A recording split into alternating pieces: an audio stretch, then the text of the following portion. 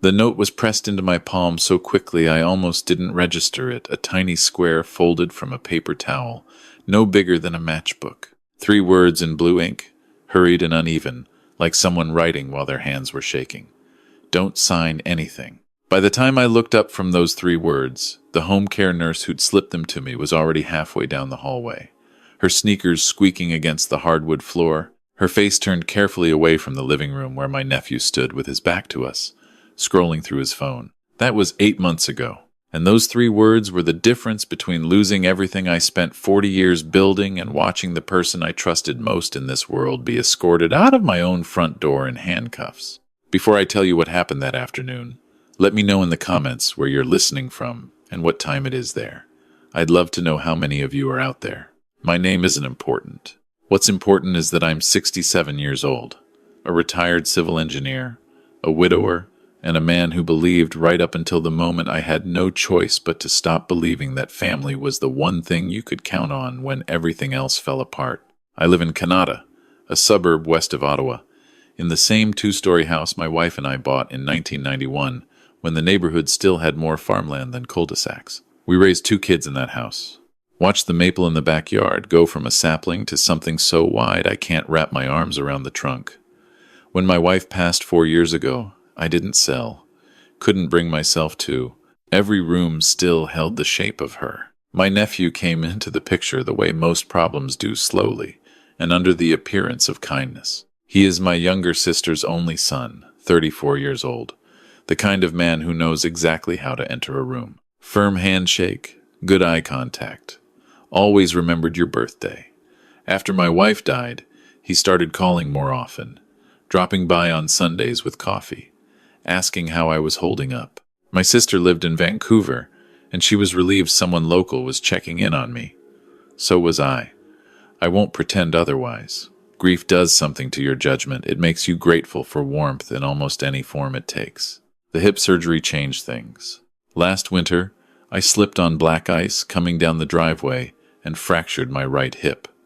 The surgery went well, as these things go, but recovery at 67 is not recovery at 37. I needed help at home for several weeks, someone to manage meals, medications, physio exercises. The provincial home care program sent a nurse 3 times a week. My nephew volunteered to handle everything else, and I let him. That was my first mistake, though I didn't know it yet. He had keys to the house within a week, access to my email so he could manage appointment reminders. Then, and this is where I cringe when I think back on it, I added him as a joint account holder on my checking account, because transferring money for groceries and prescriptions was easier that way. He suggested it, said it was just practical. I agreed because it was, and because I was on pain medication and operating on about 4 hours of sleep, and because he was family. Over the following months, he became indispensable in the way that a slow leak becomes indispensable to understanding why your ceiling is ruined. He managed my schedule. He was present for every doctor's appointment. He introduced himself to my financial advisor as my primary family contact. He mentioned, more than once, that I seemed overwhelmed managing my own affairs, and wasn't it lucky he was around to help? I didn't see the architecture of it. I was inside the building. The home care nurse had been coming to the house for about 6 weeks by the time the note appeared. She arrived every Monday, Wednesday, and Friday at 9 in the morning, checked my vitals, helped me with the physiotherapy exercises the hospital had prescribed, made sure I was taking my medications correctly. She was efficient and professional and didn't say much beyond what was necessary, which I respected. My nephew was usually present during her visits, which I hadn't thought twice about until later. On the morning it happened, she arrived to find me alone in the kitchen. My nephew had stepped out to his car to take a call, which I now understand was not a coincidence. He frequently managed to be slightly out of earshot during her visits. She moved through the morning routine quickly. Blood pressure cuff, oxygen monitor, the usual questions about pain levels and sleep. Then, when she leaned over to help me adjust the tensor bandage on my knee, she pressed that folded paper towel into my palm in a motion so practiced and fluid it looked like nothing at all. Her eyes met mine for exactly 1 second. Then she straightened up, began writing in her notes, and said nothing. I sat with that note in my closed fist for the remaining 20 minutes of her visit. My nephew came back inside. He and the nurse exchanged the usual pleasantries. She left. He poured himself a coffee and told me the notary was confirmed for 2 o'clock that afternoon. I opened the note in the bathroom, with the door locked. Don't sign anything. My first instinct, I'm ashamed to admit it now, was that she had overstepped, that this was inappropriate, and that I should mention it to the home care coordinator. My second instinct was quieter and harder to ignore. It asked, why would she risk her job to tell you this? I stayed in that bathroom for longer than I needed to. When I came out, my nephew was at my kitchen table with a folder of documents spread in front of him, organizing papers with the focused energy of a man running out of time. He looked up and smiled. Notary's coming at 2, he said again. Just the power of attorney for property finalization. Shouldn't take more than 20 minutes. We had discussed the power of attorney several times over the previous 2 months. His framing was always the same. It was responsible planning, particularly given my recent health challenges. If something happened to me, someone needed to be able to manage my affairs without bureaucratic delays. He wasn't wrong. POA documents are sensible. But something about the urgency of that afternoon, the notary already confirmed, the papers already organized, made me look at the folder differently than I had before. I might need to reschedule, I said. I'm not feeling well. He looked at me. Something moved across his face too quick to name, gone before I could read it. The notary's already booked, and rescheduling will push things back another 3 weeks. You said yourself you wanted this sorted before spring. I know. I'm just not feeling well today. The silence that followed lasted about 4 seconds. Then he smiled again and said, of course, we could push it back, no problem. But when he turned back to the folder, the set of his shoulders was different, tighter, and he spent the next hour on his phone, speaking in a low voice in the back hallway, which was something he'd never done in front of me before. I needed to reach the nurse. I didn't have her personal number, only the home care agency's main line, and I couldn't call from the house phone with my nephew 8 feet away. I told him I was going to rest upstairs, which was true enough. And once I was in my bedroom with the door shut, I looked up the agency number on my cell phone and called. The woman who answered told me the nurse was on another call, and could she take a message? I said I needed to speak to her directly, and that it was important. There was a pause. Then she said she'd pass along my number and ask the nurse to call me back within the hour. She called back in 11 minutes. I didn't know how else to tell you, she said, without preamble, without using my name or hers. I heard him on the phone last Wednesday. I was in the hallway, and he didn't know I was still in the house. I'd forgotten my bag. She told me what she'd heard. She told me steadily and carefully, the way someone talks when they've been rehearsing for days and are terrified of getting it wrong. My nephew had been on the phone with someone he owed money to. A significant amount, she didn't know the exact figure. Only that the words 6 figures were used. He was explaining that the documents would be signed that week. That once the power of attorney was in place, he'd have access to my registered accounts, my TFSA, the equity in the house. That his timeline was 2 weeks, 3 at most. He said, she paused. He said the old man won't fight it, that you're still recovering and grateful for the help, and you trust him completely. The words landed with the particular weight of things that are true. I sat on the edge of my bed looking out at the backyard. The maple was bare, its branches against the February sky like cracked glass. My wife and I had planted a bird feeder out there years ago, and I'd kept filling it since she died because it was the kind of small continuity that made grief bearable. Are you still there? The nurse asked. Yes, I said. I'm here. My engineering brain, the part of me that had spent 4 decades solving problems under deadline, started working even while the rest of me was still absorbing the shock. The power of attorney documents alone were not a crime. Even the access to my accounts, technically, was not yet a crime. The joint account was already done. What he was planning was to use a legal instrument to drain everything I had and call it management of my affairs. What he's doing or planning to do, it could all look legitimate on paper, I said. Yes, she said. That's why I was afraid to go straight to the police. It would be my word against his. She was right. I understood immediately. A nephew helping his elderly, recently injured uncle with his finances, getting power of attorney in place, accessing accounts he was legally named on. Without documented proof, without a paper trail, it was exactly the kind of thing that gets dismissed as a family misunderstanding. I had maybe 4 hours before 2 o'clock. I need you to do something for me, I said. If you're willing, And I want to be clear, you've already done more than anyone could ask. If you say no, I understand completely. She didn't say no. Here is what I knew about the layout of my own home that my nephew, for all his careful attention, had overlooked. I had a filing cabinet in my home office, locked, to which only I had the key. It contained copies of every financial document going back 15 years, account statements, the original terms of the accounts he'd been added to, the TFSA contribution records, my pension documentation, the deed to the house. He had never asked about that cabinet. I suspect he assumed it was old tax paperwork. I also had a laptop that he didn't know the password to, because I had changed it 2 weeks after my surgery when something he'd said about my email, something casual, something that shouldn't have indicated he'd read it, made a small alarm sound somewhere in the back of my mind. I hadn't been able to name the alarm then. I could name it now. The plan took shape quickly because it had to. I told my nephew I was going to rest before the notary arrived, and asked if he could pick up a prescription for me at the Shoppers Drug Mart on Hazeldean, a 20-minute round trip, minimum. He offered to send someone. I said I'd feel better knowing he'd picked it up himself, that the pharmacist sometimes had questions about my file. He left at 12:15. The nurse arrived at my back door at 12:22. I'd given her the gate code over the phone. We went to the home office together and worked through the filing cabinet methodically.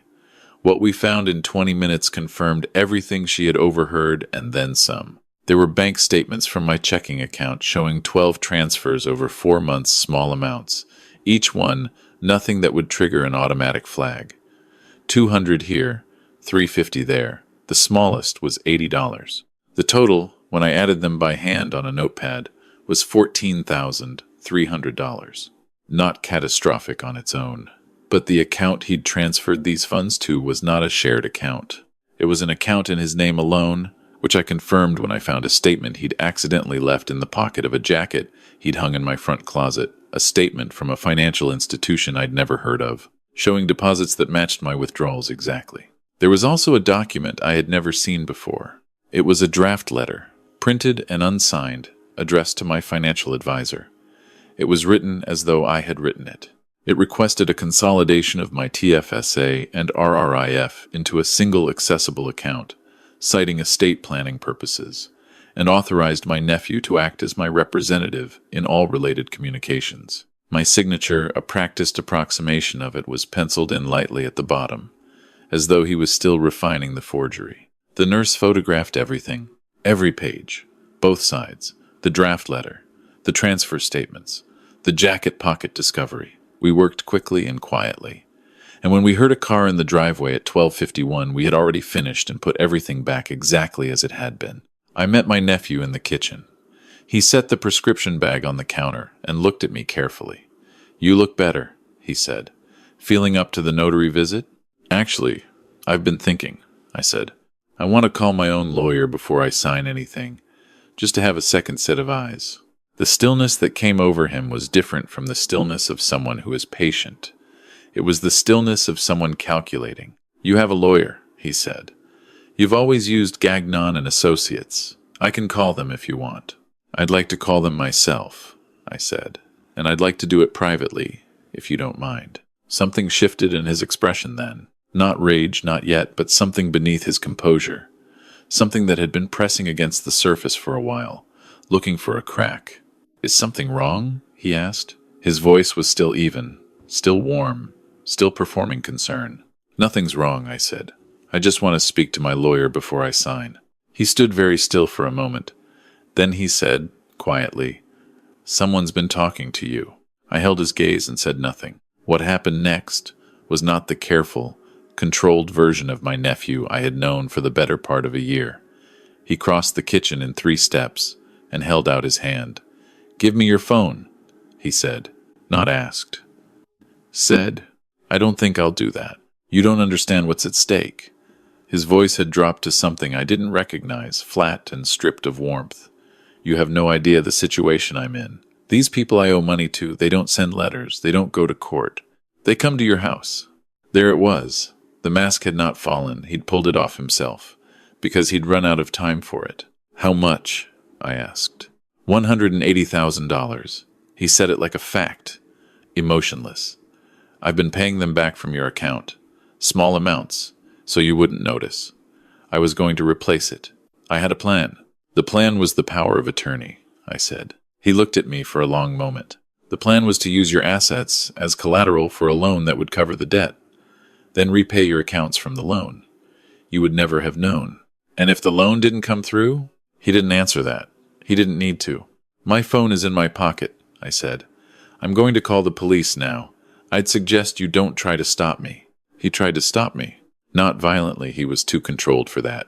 Even then, he positioned himself between me and the hallway, speaking quickly, telling me I was misunderstanding the situation, that we could work this out as a family, that I was making a terrible mistake. He kept talking as I moved toward the back door, kept talking as I opened it, kept talking as I stepped out onto the back deck in my socks in February and called 911 with my hands shaking and the cold air hitting my face like a splash of water. I gave the dispatcher my address.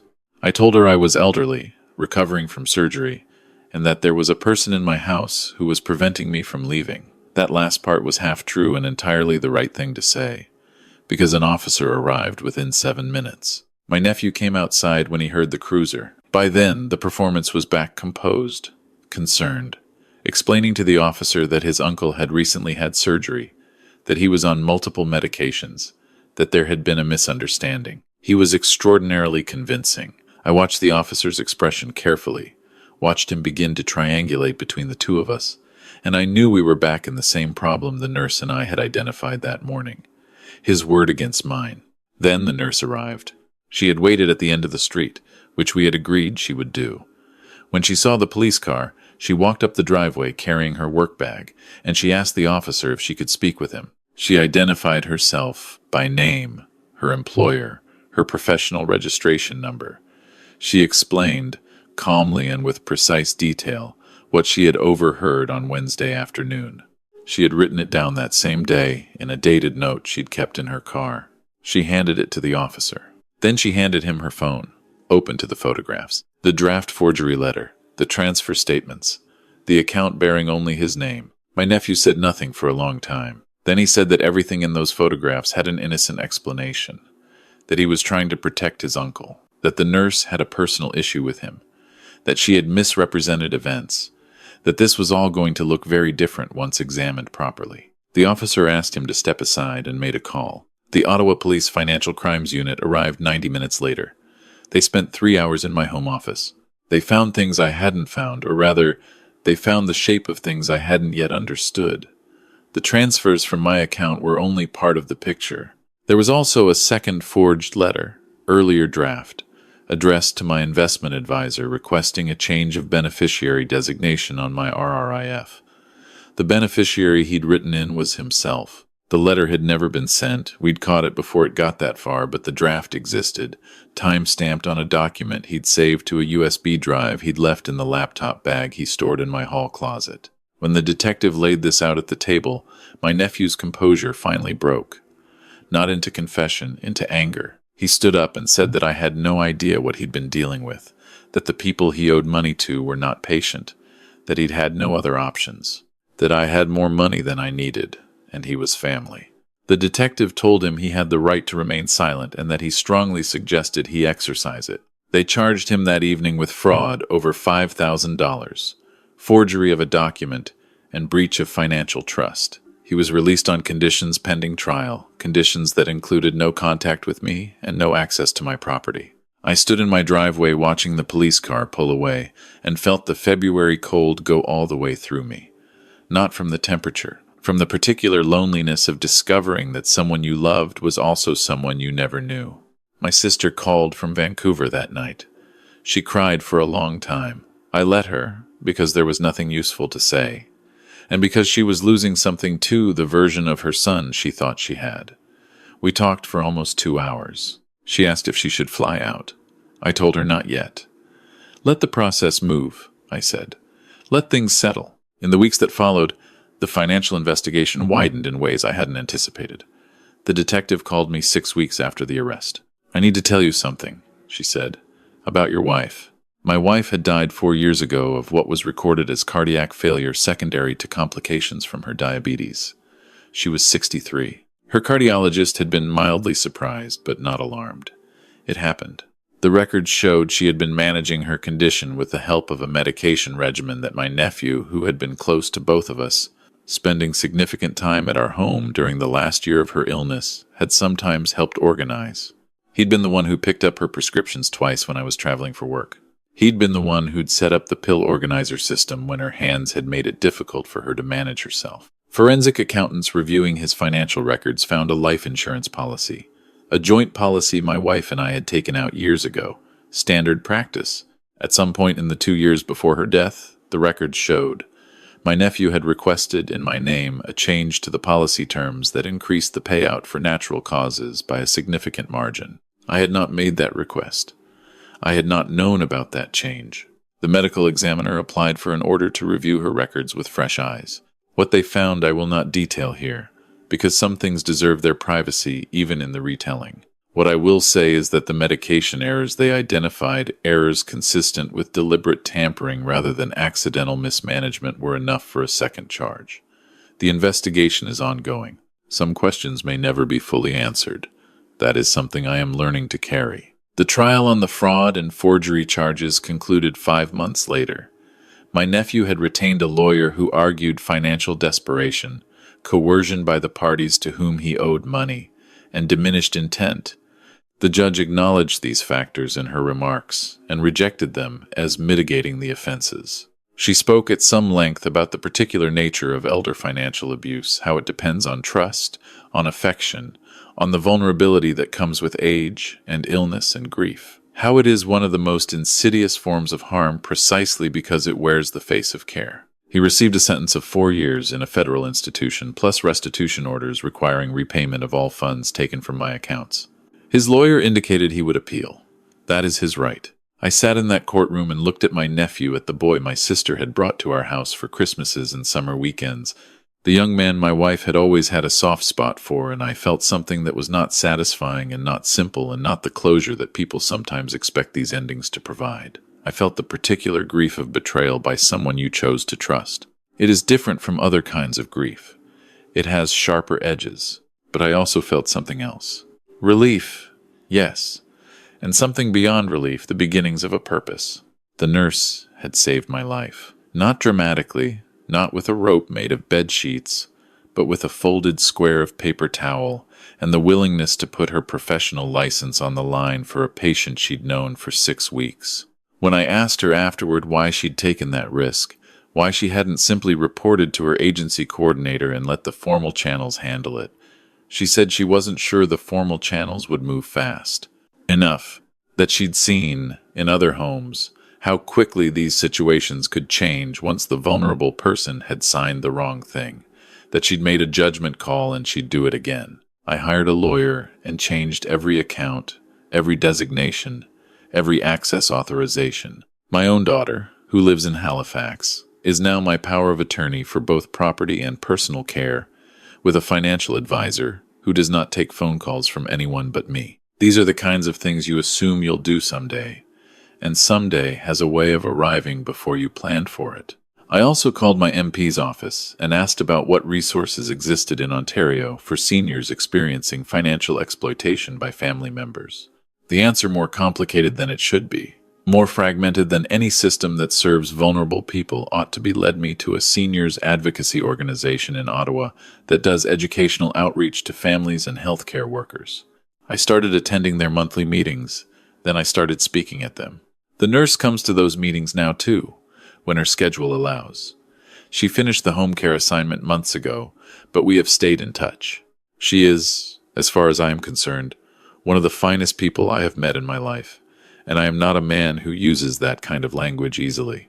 I am telling you this story for the same reason I tell it at those community meetings, not to frighten you, not to make you suspicious of everyone who offers help, but because I know with complete certainty that what happened to me is happening to other people right now, in homes across this country, in the quiet spaces where families manage care and finances and the ordinary dependencies of aging. The people it happens to are not foolish. They are not careless. They are people who trusted someone they loved, and love has always been the most effective blind spot. If someone close to you has recently become very interested in your insurance policies, your registered accounts, your estate planning, watch that interest carefully. If they're introducing you to their own lawyer rather than yours, or positioning themselves as the primary contact with your financial advisor, or asking for access to accounts in the name of making things easier, those are not automatic signs of wrongdoing, but they are reasons to ask questions. Your own questions, to your own advisors, in private. And if someone in your life, a nurse, a neighbor, a friend, slips you a note that says something is wrong, please take 3 words seriously before you dismiss them. In my kitchen, on the counter beside the coffee maker, I have a small frame. Inside it is a square of paper towel, slightly faded now, with 3 words written in blue ink. My wife would have appreciated the particular irony of it being the most valuable thing in the house. The maple in the backyard has its leaves back. The bird feeder is full, and I am still here. If this story opened your eyes, or reminded you of something you've been pushing to the back of your mind, please share it with someone who needs to hear it. And hit that subscribe button so stories like this one can keep reaching the people who need them most. Tell me in the comments where you're listening from and what time it is. I read every single one.